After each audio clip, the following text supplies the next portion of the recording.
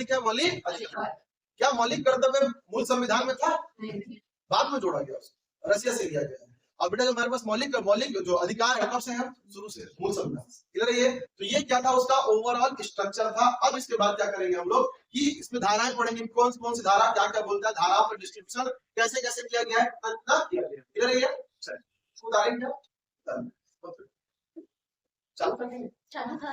ऊपर क्या करेंगे, अनुच्छेदों को। अनुच्छेदों को बेटा मौलिक अधिकारों के क्रम से ही पढ़ना है। बेहतरीन तरीका बताता हूँ। सबसे पहला मौलिक अधिकार समानता। पहले अपन समानता लेंगे तभी स्वतंत्रता मिलेगा। दूसरा स्वतंत्रता का। तीसरा शोषण के विरुद्ध लड़ेंगे, शोषण के विरुद्ध। चौथा जब शोषण भी खत्म हो गया तो होगा धार्मिक आयोजन, और उसमें करेंगे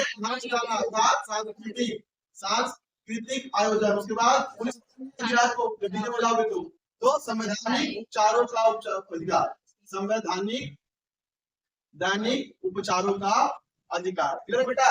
एक क्रम से पढ़ना है। सबसे पहले हम लोग अंग्रेजों से लिए समानता, समानता के बाद लिए फिर लड़े जमींदारों से, ले लिए शोषण के विरुद्ध अधिकार। अब जब शोषण के विरुद्ध अधिकार मिला तब करने लगे हम लोग धार्मिक आयोजन, गणेश जी की पूजा, और उसी क्या किए चालू होता सांस्कृतिक। तो समानता, स्वतंत्रता, शोषण, धार्मिक, सांस्कृतिक और संवैधानिक उपचारों का अधिकार। अब इसमें कितने कितने अनुच्छेदों में बांटा गया वो देखिएगा। अब बस ये रखना है 5 4 2 4 2 1, बस कुछ तैयार रखना, ये क्रम तैयार रखना है आपको। इसमें से भी अनुच्छेद 12 और अनुच्छेद 13 इसको बेटा आपको अलग कर देना है। 12 और 13 को अलग कर देना, इसके बारे में बताऊंगा। 12 जो है आपके राज्यों की परिभाषा होती है, और 13 क्या करता है, आपके संविधान के बाकी अनुच्छेदों आर्टिकलों से आपके मौलिक अधिकारों की सुरक्षा करता है। क्लियर है? तो पहले इसको बांट लें। 5 का मतलब बेटा इसमें कितने अनुच्छेद है? 5। कौन कौन से? 14 15 16 17 18, 1 2 3 4 ये। अब आते हैं इसमें 4, तो 4 में कितने जी? 19 20 21 22 हो गया। शोषण में कितने बेटा? 23 और 24। धार्मिक में 25 26 27 28 और बेटा इसमें कितना आएगा? 29, इसमें 30, इसमें कितना आएगा? 32 31 बेटा संपत्ति वाले कुछ प्रावधान से क्या किया गया उसको हटा दिया गया। बस आपको इतना याद रखना, याद होगा ये सब ये ना। 5 4 2 4 2 1, अर्थात 4 का आधा 2 2 का आधा 1, 5 4 2 4 2 1। स्टार्ट कहां से करेंगे? 14 से। बाकी अपने को समस्या नहीं है सर, अपने को समस्या नहीं है कि किसमें कौन सा दिया, पता है किसमें 4 है, इसमें 5 है, इसमें 2 है, इसमें 1 है। क्लियर हो गया ये?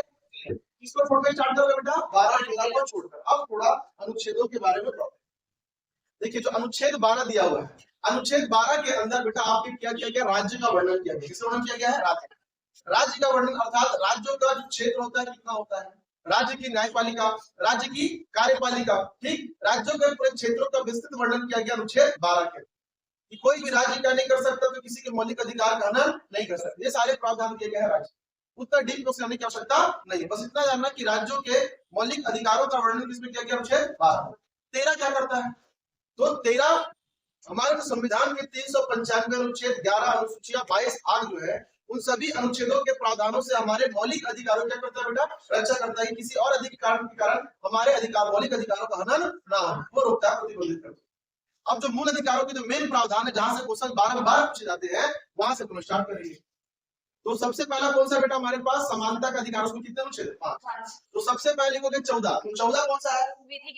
विधि के समक्ष समानता। विधि के समक्ष समानता कहने का मतलब भारत में चाहे वो एक देश का नागरिक हो, चाहे वो विदेशी नागरिक, यदि वो किसी प्रकार के क्राइम में भारत में फंस जाता है या फिर उसके ऊपर कोई अपराध हो जाता है, वो भारतीय न्यायालय के समक्ष अपील कर सकता है, चाहे भारत का नागरिक हो अथवा ना।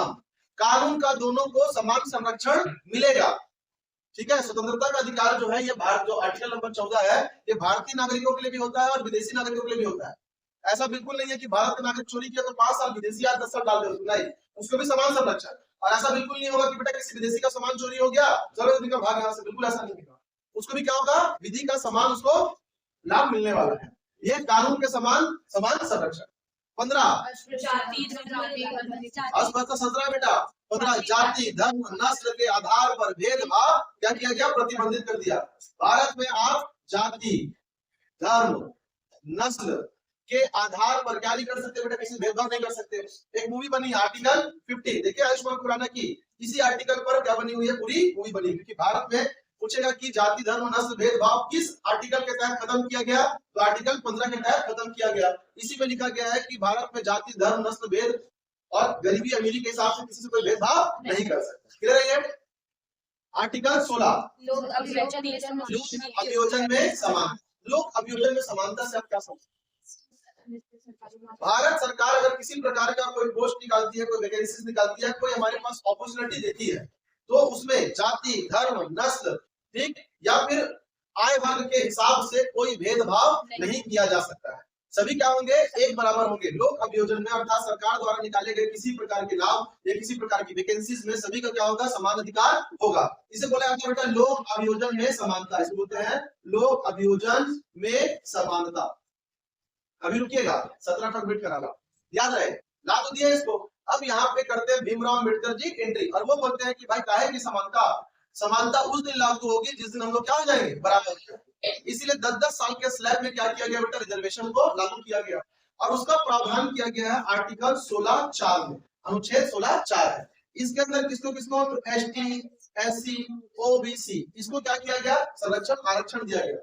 याद रहे ये जो आरक्षण था ये जाति के आधार पर था, सामाजिक जो जातियां थी उसके आधार पर था, ये आपके फाइनेंशियल कंडीशन के आधार पर कोई संरक्षण नहीं था, ठीक है। जो बोलते ना आर्थिक स्थिति को बोलते हैं फाइनेंशियल कंडीशन के हिसाब से कर देना चाहिए, तो उस समय भी जो हमारे पास किया गया था बेटा, जो सामाजिक जो आधार थे ना उसके आधार पर लाया गया था हमारे पास एसटी एससी ओबीसी एक्ट, इन सभी को दिया गया रिजर्वेशन। ये अपवाद स्वरूप है, उस समय में भी आपका फाइनेंशियल कंडीशन आधार नहीं बना था, क्या बना थी, जाति बनी थी। ये आपका चलता है अपवाद, क्या चलता है, अपवाद। अभी रुकिएगा, कहानी बाकी है। 16 में 4 का आते हैं, क्योंकि पढ़ रहे हैं बेटा तो अच्छे से पढ़ लो, हवा हवा क्यों पढ़ना, 100 पढ़ोगे तभी तो 80-60 याद रहेगा। फिर ये 4 का में आते हैं, तो यहाँ पे बेटा खाली अभी लोक अभियोजन में समानता दिया गया, इसमें लोक अभियोजन की नौकरी आपकी लग गई, यहाँ तक आपको रिजर्वेशन मिल गया, लेकिन प्रमोशन का क्या, प्रमोशन में रिजर्वेशन नहीं चलता, वहां तो आपको परफॉर्मेंस के हिसाब से देना है प्रमोशन। तो 16 का लाकर क्या किया गया, 1995 में विरोध में उद्भव सरकार, एक अमेंडमेंट और किया गया, और इसमें क्या किया गया, तो एसटी एससी और ओबीसी को क्या दिया गया बेटा, तो प्रमोशन में दे दिया गया रिजर्वेशन। क्या दे दिया गया, प्रमोशन में भी रिजर्वेशन। ये अगर किसी विभाग में 100 कर्मचारी और सभी का अगर प्रमोशन होना है तो वो होगा आपके कोटे के हिसाब से, 50% जनरल वाले, 20% ओबीसी वाले, बाकी बचे में एसटी और एससी वाले। समझा एक बात, आपको अगर प्रमोशन देना है तो पहले सरकार के रूल रेगुलेशन को फॉलो करना पड़ेगा। एक इसमें दिया गया 16(4) का बेनिफिट, तो 16 में क्या दिया गया, अपने को 16 में दिया गया लोक अभियोजन में समानता, 16(4) में दिया गया एसटी एससी और ओबीसी को रिजर्वेशन, और 16(4) का में दिया गया कि प्रमोशन में भी क्या मिलेगा आपको, रिजर्वेशन। क्लियर है ये? तो 14 बेटा विधि के समान समानता, 15 जाति धर्म नस्ल भेद के आधार पर भेदभाव नहीं कर सकते, 16 लोक अभियोजन में समानता, 16(4) में तो एसटी एससी ओबीसी को रिजर्वेशन अपवाद है ना, और 16(4) का में आपको प्रमोशन भी क्या दिया जाएगा, तो रिजर्वेशन दिया जाएगा। क्लियर है ये हो गया 16। अब बात कर लेते हैं हम लोग 17, किसकी बात कर लेते हैं, 17 क्या है, अस्पृश्यता। भारत में अस्पृश्यता छुआछूत को समाप्त किया गया है आर्टिकल 17 में। किसी भी जाति या धर्म के आधार पर आप किसी व्यक्ति विशेष से छुआछूत की भावना नहीं रख सकते, इसको भी निषेध किया गया किसमें, 17। तो यही पूछता बेटा अस्पृश्यता कानून, कौन सा कानून, अस्पृश्यता कानून कब लागू हुआ, किस अनुच्छेद वर्णन किया गया इसमें, अनुच्छेद 17। अस्पृश्यता को प्रतिबंधित कर दिया गया है 17। 18 क्या होता है जी, 18 होता है उपाधियों का, उपाधियों को बड़े ध्यान से मुझे आप बताना है।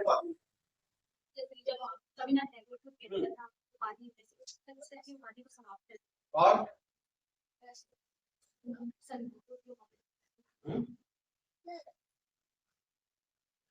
भारत का नागरिक, भारत का कोई भी नागरिक भारत के अंदर यदि कोई केंद्र सरकार के द्वारा दी गई या राज्य सरकार के द्वारा दी गई कोई उपाधि को ग्रहण करता है तो इससे पहले उसको राष्ट्रपति से करना पड़ेगा, अनुमति लेना पड़ेगा, परमिशन लेना पड़ेगा।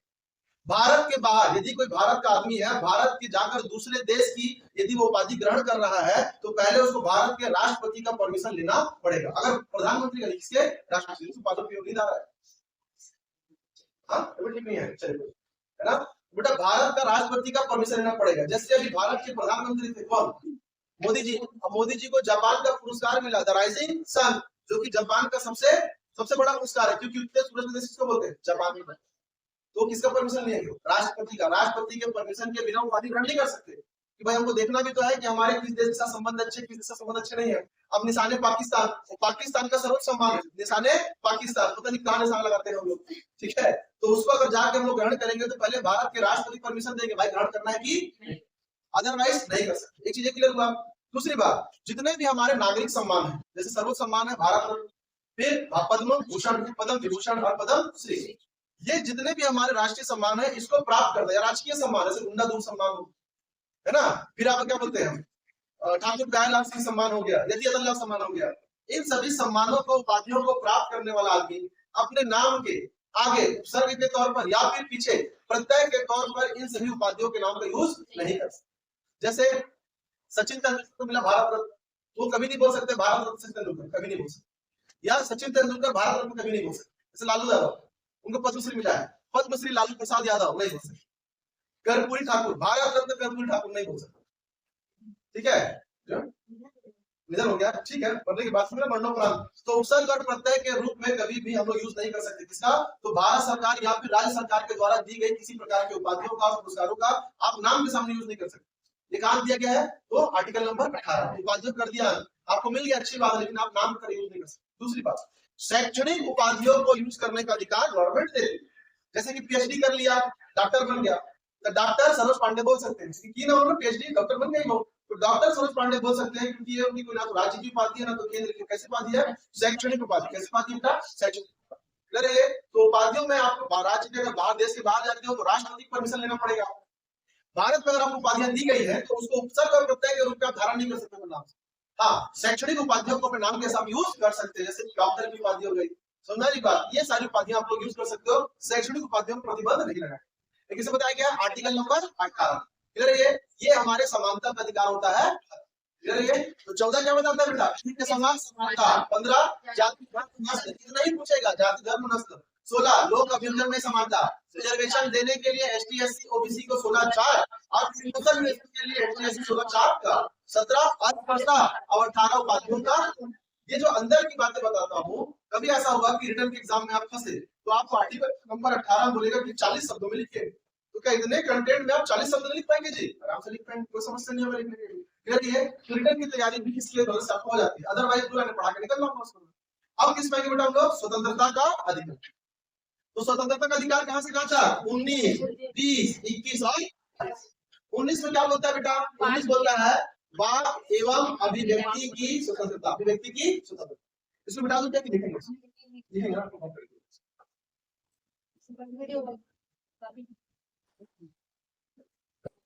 आपका काम बढ़ गया।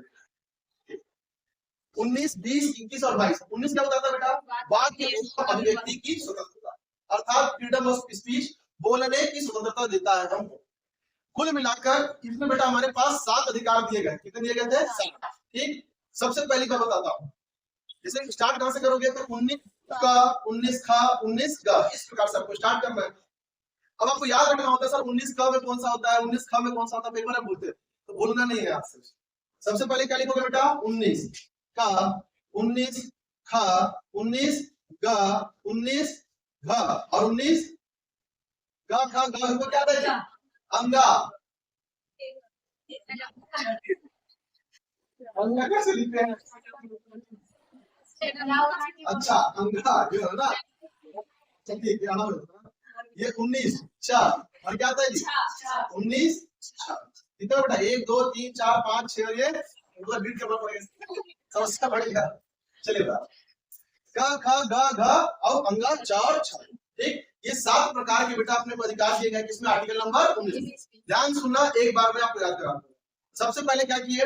आपको फ्रीडम ऑफ स्पीच मिला, बोलने की स्वतंत्रता मिली। किसकी मिली? बोलने की स्वतंत्रता, ये मिली। बोलने की स्वतंत्रता मिली तो आपने चिल्ला चिल्ला कर लोगों को इकट्ठा कर लिया, अर्थात समागम कर लिया, सभा बुला ली। ठीक, तो बोलते सुना, बिना शस्त्र के आप क्या कर सकते हैं? सभा बुला सकते हैं। सभा करने की स्वतंत्रता किसके बेटा? निशस्त्र, बिना शस्त्र के आप सभा बुला सकते हैं। तो पहला 19 का में आपने बोल बोल कर चिल्ला चिल्ला कर क्या किया? पब्लिक बुला लिया, क्योंकि आपके पास बोलने की स्वतंत्रता थी। अब बोलने के बाद क्या किया, 19 ख से आपने सभा बना ली, सभा बना ली, बैठा लिया, लेकिन शस्त्र नहीं होना चाहिए, शस्त्र नहीं होना चाहिए, शस्त्र नहीं होना चाहिए। और सभा बनाने के बाद चर्चा वर्चा किया, व्हाट्सएप पे ग्रुप बना लिया। सभा बनाओगे, चर्चाएं होंगी तो क्या बनाओगे, ग्रुप बनाओगे। तो संघ बनाने की स्वतंत्रता, संघ बनाने की स्वतंत्रता ये मिल गई आपको। अब आते हैं 19 ख में, ग्रुप बना लिए, ग्रुप बनाने के बाद क्या किए, घूमने निकल गए, पिकनिक पर चले गए। तो आबाद रूप से आने जाने की या फिर कहीं भी आने जाने की स्वतंत्रता। अब घूमने के लिए गया, पता चला पहाड़ों में अच्छा लगा, वहीं जाकर बस गए, ठीक। तो भारत में कहीं भी क्या करना चाहिए, कहीं भी निवास करने की स्वतंत्रता ये मिल गया अपने को। अब बेटा निवास करने की स्वतंत्रता कर दी, फिर वहीं क्या कर लिया, संपत्ति कर दी। पहले संपत्ति है, नहीं पहले व्यापार करोगे। आबाद रूप से वहां पे जाने की आने की स्वतंत्रता। जाने के बाद क्या किए, वहीं पे जाके हम लोग संपत्ति खरीदी, क्या कर दे, संपत्ति। अरे संपत्ति चाल में है, देखो बेटा सबसे पहले क्या करोगे आप, आपको मिलेगा फ्रीडम ऑफ स्पीच, बोलने की स्वतंत्रता। जब बोलने में लगे तो क्या किया आपने, पब्लिक इकट्ठा कर ली और क्या बुला ली, सभा। तो पहला बोलते बोलते दूसरे ने क्या बुला लिया, सभा। सभा करने के बाद आपने बनाया व्हाट्सएप में ग्रुप, अर्थात संघ बनाने की स्वतंत्रता। संघ बनाए, संघ बनाने के बाद पिकनिक निकल लिए घूमने, अर्थात आबाद रूप से भारत में कहीं भी आने जाने की स्वतंत्रता।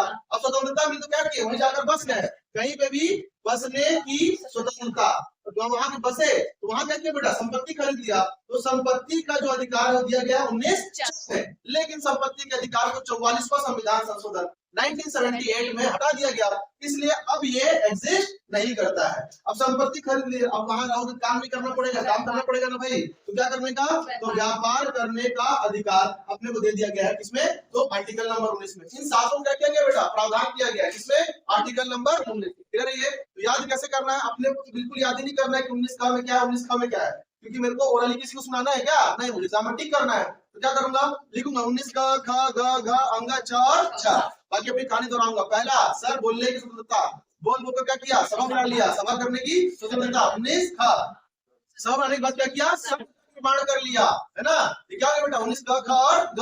सब का निर्माण करने के बाद मैंने क्या किया, घूमने निकल गए, घूमने की स्वतंत्रता, घूमते घूमते वहीं जाकर बस गए, संपत्ति खरीदी, इसको तो हटा दिया, अब व्यापार भी तो करना पड़ेगा, तो आखिर क्या व्यापार करने की स्वतंत्रता। सीक्वेंस में याद रहेगा, 19 के बाद क ख ग घ छ तक लिखना, छ को हटाकर बाकी आपको सीक्वेंस से क्या हो जाएगी, सारी वैल्यू मिल जाएगी। क्लियर है, ये एक बार में याद हो जाता है। ये हो गया हमारा 19। क्लियर है ये, चलिए अब बेटा शोषण और बाकी को कल बताऊंगा, आज क्या कराता हूं 20 21 और 22 तक छोड़ता हूं, काफी कंटेंट है, ठीक है। चलिए उसके बाद बात कर लेते हैं हम लोग इसका, तो बेटा 20 का, 20 क्या बताता है, प्राण एवं नहीं, दो सिद्ध के संबंध में संरक्षण, ठीक है, दो सिद्ध के संबंध में संरक्षण। आर्टिकल नंबर 20 बताता है बेटा दो सिद्ध के संबंध में संरक्षण, अर्थात कि भारत की न्यायपालिका ये कहती है कि जब तक आपके ऊपर लगाए गए आरोप सिद्ध नहीं होते हैं तब तक आप निर्दोष होते हैं, तब तक आप क्या होते हैं, निर्दोष होते हैं।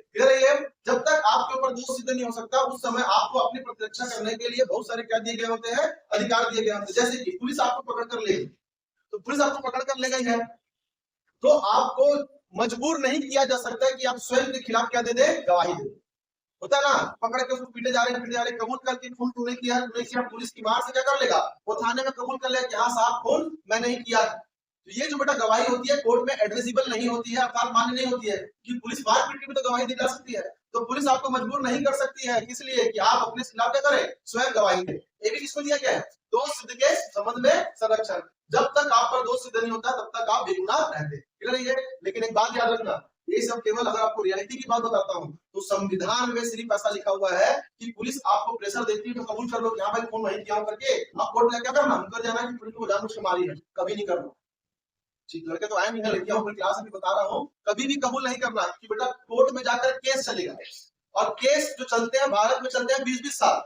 तो आप अगर कबूल कर लिए हो तो आप पे धाराएं लगाई जाएंगी 302 वगैरह वगैरह, और आपको कबूल करने में समय कितना लगेगा, आप कबूल नहीं किए कोर्ट में चले जाओगे, कोर्ट में सुनवाई होगी और कोर्ट में आपको बेगुनाह सिद्ध होने में ही कितना समय लग जाएगा, 20 साल। लेकिन अगर आप एक दिन भर रात भर मार खा लेते हो और कबूल नहीं करते हो तो पुलिस फिर आपके ऊपर कोई भी चार्ज नहीं लगा पाएगी। अगर आप बेगुनाह हो तो चार्ज भी लगाएगी, केस ही नहीं बना, केस नहीं बना तो उसके बाद आपका नाम हट गया, आप केस मुकदमे से क्या हो गए, छूट गए। लेकिन अगर मार के डर से कबूल कर लिया तो 20 साल तक कैसे जाओगे, 20 साल तक मुकदमा लड़ना पड़ेगा अगर एक रात में मार करे तो। सच्चाई है।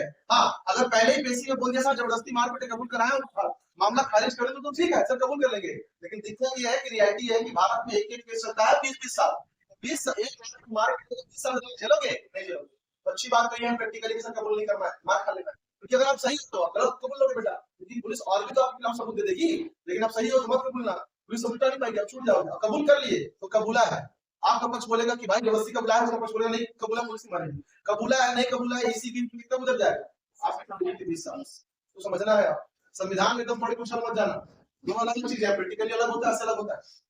तो ये हो गया हमारे पास दो सिद्ध के संबंध में संरक्षण। क्लियर है? 21वां क्या बताता है? प्राण एवं दैहिक स्वतंत्रता। प्राण एवं दैहिक स्वतंत्रता, जो प्राण एवं दैहिक स्वतंत्रता है ये अपने को दिया गया होता है, जैसे शुद्ध हवा, शुद्ध पानी, ठीक है, अनुकूल वातावरण, ये सब क्या हमारा मौलिक अधिकार है। इवन अगर मेरे ऊपर कोई चाकू लेके हमला कर रहा है और वो जनरल हमला जो है वो प्राणलेवा हमला है, तो मैं भी क्या कर सकता हूँ? चाकू लेकर उसको मार सकता हूँ। बस मेरे को कोर्ट में ये सिद्ध करना होगा कि सर यदि मैं उसे नहीं मारता तो मुझे मार देगा, लेकिन इस चीज को भी सिद्ध करने में आपको 20 साल लगेगा। समझ रही बात? इस चीज को भी सिद्ध करने में आपको 20 साल लगेगा। क्लियर है? लेकिन आप ऐसे हत्या कर सकते हो अगर आपके ऊपर कुछ चाकू ले जाके तो नहीं भाई मैं मारूंगा तो पुलिस पकड़ लेगा, दोनों खा लेता हूं, नहीं भाई मैं नहीं मारता तो मेरे मार देता हूं, बात तो क्या करना है अपने को समझना है कहां पे कोर्ट में जाके हमारा वकील सिद्ध करेगा कि भाई मेरे मुवक्किल अगर उसको नहीं मारता तो पहले मार देता है, लेकिन सिद्ध करना ये कितना 20 साल, कोई दिक्कत नहीं, इस स्थिति में 10 साल मुकदमा लड़ेगा, समस्या नहीं रहेगी। ये है बेटा प्राण एवं दैहिक स्वतंत्रता। दूसरी बात, केवल ये मरने मारने वाला कार्यक्रम नहीं होता प्राण दैहिक, प्राण और दैहिक स्वतंत्रता का मतलब ये होता है कि भाई ऐसा है कि मेरे को अनुकूल वातावरण चाहिए, शुद्ध हवा, मेरे शुद्ध हवा को रोक नहीं सकता है, मतलब अगर मेरे घर के बगल में कोई क्या किया है तो बूंदी का फैक्ट्री खोल दिया, पूरा काला धुआं मेरे घर में डाल रहा है, तो मेरे मौलिक अधिकार क्या है? ये उल्लंघन है, सरकार को सुनना पड़ेगा, बताना पड़ेगा कि शुद्ध हवा खाना क्या है, मेरा मौलिक अधिकार है। कोई व्यक्ति विशेष, कोई फर्म नहीं छीन सकता उसको, कोई मोबाइल टावर लगा दिया है, मेरे एरिया में रेडिएशन हो रहा है, मैं क्या कर सकता हूँ? मौलिक अधिकार का प्रावधान लगाकर पहले लगा दूंगा मजिस्ट्रेट के पास, नहीं सुने तो कहां जाऊंगा? सर्वोच्च न्यायालय तक जा सकता हूँ, किससे? आर्टिकल 32 से। उच्च न्यायालय जा सकता हूँ आर्टिकल 26 के माध्यम से। समझा बात? शुद्ध हवा, अनुकूल वातावरण, ये सब कुछ चाहिए, सब क्या है? मेरा मौलिक अधिकार। एक इसमें दिया गया आर्टिकल नंबर 21। क्लियर है? ये दो आर्टिकल ऐसे हैं कि भारत में जब आपातकाल लगता है, क्या लगता है? आपातकाल लगता है, आपातकाल में भी आपका 20 और 21 को समाप्त नहीं किया जा सकता, किसी भी कंडीशन में आर्टिकल 20 और 21 समाप्त नहीं होते। कुछ प्रावधान है इसके लिए, लेकिन अभी जब आगे चलेंगे संसदीय प्रक्रिया में उस समय बताऊंगा। अभी जानना है कि 20 और 21 को किसी भी कंडीशन में, किसी भी आपातकाल की स्थिति में समाप्त नहीं किया जा सकता। क्लियर है? चलिए, ये हो गया बेटा हमारे पास 21 में आर्टिकल 21 का जोड़ा गया है 86वां संविधान संशोधन करके सन 2002 में। मोस्ट इंपोर्टेंट, इस संविधान में संशोधन किया गया है 86वां संविधान संशोधन सन 2002। 21 कम, इसमें क्या किया गया? 6 से 14 वर्ष के बच्चों, कितने बच्चों को? 6 से 14 वर्ष के बच्चों को अनिवार्य शिक्षा, क्या किया गया है? अनिवार्य शिक्षा के लिए क्या किया गया है? प्रावधान किया गया है कि भारत में कोई बच्चा अगर 6 से 14 वर्ष का है तो उसको अनिवार्य शिक्षा का प्रावधान है, उसका मौलिक अधिकार है। इसी को डाला गया है किसमें? मौलिक कर्तव्य में, कि आपके आसपास अगर कोई बच्चा 6 से 14 वर्ष का दिखाई दे रहा है और आपको लगता है कि पढ़ाई वढ़ाई नहीं कर पा रहा, तो यहाँ पे कर्तव्य बनता है कि जाके उसका स्कूल में क्या करा दो? एडमिशन करा दो, बेटा तू पढ़, ये आपका मौलिक कर्तव्य है, आप करे तो भी ठीक, नहीं करे तो कोई भी ठीक। लेकिन अगर किसी स्कूल में कोई बच्चा 6 से 14 वर्ष का है, स्कूल नहीं आ रहा है, तो मास्टर साहब साइकिल ले जाएंगे, कैसे बेटा? क्यों? क्योंकि 6 से 14 वर्ष उसका मौलिक अधिकार है। और अगर उसके घर वाले नहीं भेज रहे स्कूल, उसको मतलब उसके घर वाले क्या कर रहे हैं? उसके मौलिक अधिकार का हनन कर रहे हैं। बच्चा चाहे तो सुप्रीम कोर्ट, हाई कोर्ट जा सकता है, मेरे घर वाले मेरे नहीं पढ़ा है, क्यों? उसका मौलिक अधिकार है। और 6 से 14 वर्ष का बच्चा अगर गवर्नमेंट स्कूल पढ़ गया, पहुंच गया बस्ता लेके, पढ़ना है मेरे को, दिसंबर में पहुंच गया मेरे पढ़ना है करके, तो प्रिंसिपल उससे भले मार देती है, लेकिन उसको बढ़ा पढ़ाना पड़ेगा। एडमिशन नहीं होगा, लेकिन बेटा तू पढ़, शिक्षा तो ग्रहण कर सकता है ना, उसको एडमिशन करा के बोलेगी तू पढ़, उसको भगा नहीं बोलेगी कि मैं स्कूल में जगह नहीं होनी चाहिए। बच्चा खाली नहीं बोलेगा आर्टिकल 226 न्यायालय जा सकता हूं करके। अगर मैडम घूस देकर नहीं लगी होगी, तुरंत क्या करेगी? उसका एडमिशन करेगी, क्योंकि क्या है? उसका मौलिक अधिकार है, उसके मौलिक अधिकार का हनन नहीं कर सकता। हमारी बात ये प्रावधान है बेटा किसका? तो 21 का, ठीक। 22 में आते हैं, किसमें आ गया? 22 का होता है गिरफ्तारी के संबंध में निवारक निषेध।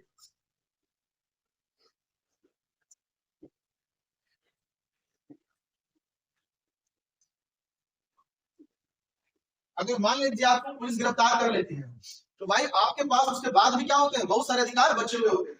पुलिस की हैसियत नहीं है कि आपके अधिकारों से आपको वंचित कर दे। सबसे पहले पुलिस आपको पकड़ेगी आपका हाथ, तो आप इतने ही पूछ सकते हो किस अपराध में छुआ मेरे को, किस अपराध अंदर किया है। पुलिस तुरंत बचाएगा। कल मंदिर के सामने से आपने चप्पल चुनी, नहीं किया हूं मैं, ठीक है, आप एक काम करो, साहब के पास चलना, वहां सिद्ध कर लेना। तो आपका सबसे पहले क्या करेगा, अपराध का कारण बताएगा। ये बेटा आपको पावर मिलता है किसमें, गिरफ्तारी के संबंध में, निवारक निषेध में, कि अगर आपको पुलिस पकड़ने आ गई है तो आप पूछ सकते हैं कि मेरा अपराध क्या है। पुलिस वाले को तुरंत बताना पड़ेगा कि आपका अपराध क्या है, आपको किस अपराध में पंजीबद्ध किया गया, किस पे आपको ले जाया जा रहा है। क्लियर है। ये दूसरा कि आपको पुलिस पकड़ के ले गई तो 24 घंटे से ज्यादा आपको नहीं रख सकती है, किसमें, हवालात के अंदर, कस्टडी में 24 घंटे से ज्यादा नहीं रख सकती। 24 घंटे के अंदर, जिस समय आपको गिरफ्तार किया गया उस समय से लेकर 24 घंटे के अंदर आपको न्यायिक मजिस्ट्रेट के सामने, होता है न्यायिक दंडाधिकारी, डिस्ट्रिक्ट मजिस्ट्रेट, उसके सामने आपको प्रस्तुत करना पड़ेगा, और वो भी सशरीर। घर से जिंदा पकड़ के ले गया था ना, तो मजिस्ट्रेट के पास भी जिंदा ही पहुंचाना है। यमराज अगर पीछे पड़े हो फिर गिरफ्तार हो जाना है। 24 घंटे गारंटी बोल लेगा पुलिस, और उस 24 घंटे में यदि किसी प्रकार का कोई इशू आता है, शारीरिक या मानसिक तौर से, या फिर किसी की मृत्यु जाती है, तो उसकी पूरी जवाबदारी थाने की उस अधिकारी की होगी जिसने आपको पकड़ के ले गया। लेकिन माना जब पकड़ के ले जाएगा ना, सवेरे दोपहर खाना पुलिस वाले खिलाते हैं होटल से लाके, भूख लगा है, अगर जाके पुलिस वहां पे बेगुनाह सिद्ध हो गया तो फिर बेटा मेरे मौलिक अधिकार हनन हो रहा है, तो आपको फिर जब जज के पास ले जाया जाएगा उससे पहले आपका मेडिकल चेकअप भी होता है। मेडिकल चेकअप कराया कि हाँ भाई देखो मेडिकल चेकअप कराया हूं, जबकि आपके पास तारा था, दो आंख, दो हाथ, पैर, नाक, बाल, सर, सब कुछ क्या था, सलामत था, और इसी स्थिति में आपके पास आया हूं। डॉक्टर मेडिकल करके दिया है 2 पैर का, मजिस्ट्रेट के पास पहुंच रहा है 1 पैर में, स्थिति गड़बड़ है कि नहीं है। ये होता है, मेरा हुआ है, बता रहा हूं, ठीक है। प्रॉपर आपको ले जाया जाएगा डॉक्टर के पास, आपका क्या कराया जाएगा, मजिस्ट्रेट चेकअप कराया जाएगा, और डॉक्टर चेकअप कराया जाएगा, उसके बाद कराया जाएगा मजिस्ट्रेट के पास। ये पूरा प्रावधान होता है। हाँ, लेकिन जो 24 घंटे होते हैं बेटा, उसमें गाड़ी से आने जाने का समय क्या होता है, छोड़। कई बार जिले बड़े होते हैं, कोर्ट दूर होता है, तो अब लाने लगे गाड़ी का टायर पंचर हो गया, कुछ टूट गया, फूट गया, उस स्थिति में ले सकता है ना। तो यात्रा के समय को छोड़कर कस्टडी का टाइम कितना होना चाहिए, 24 घंटे ज्यादा नहीं होना चाहिए। आपको जैसी पुलिस पकड़ेगा पूछ सकते हो किस कारण से लेके जा रहे हो, दूसरा पावर हो गया। तीसरा, आप अपने मन पसंद का वकील कर सकते। पुलिस वाले को बोला कि भाई मेरा बात करा मेरे वकील से, वो जैसे भी, आप जीवन भर फोन नहीं चलाए, वो अपना फोन जुगाड़ करके ला के देगा, आपके वकील से आपको बात करवाएगा। आपको अपने मन वकील से सलाह करने का पूरा अधिकार दिया जाएगा, किसमें, तो आर्टिकल नंबर 22 के अनुसार। अगर आप महिला हो तो महिला को महिला लॉकअप में रखा जाएगा, किसके द्वारा, आर्टिकल नंबर 22 के द्वारा। आप मांग कर सकते हैं कि हमको महिला लॉकअप में रखा जाए, और अगर नहीं रखा जाएगा तो उस पुलिस वाले पे केस कर सकते हो कि मेरे मौलिक अधिकार क्या किया है, इसने हनन किया, मेरे को जेल में बैठा कर। ये सब मांग कर सकते हैं आप, किसके द्वारा, पुलिस के द्वारा। भगवान तक ऐसा होता है, पर एज ए सिक्योरिटी बता रहा हूँ, ठीक है। चलिए, ये सब किसमें था हमारे पास, गिरफ्तारी के संबंध में निवारक निषेध दिया गया है। ये हमारे पास आर्टिकल हो जाएंगे, ठीक है, इसको लिख लीजिए, बंद कर देंगे।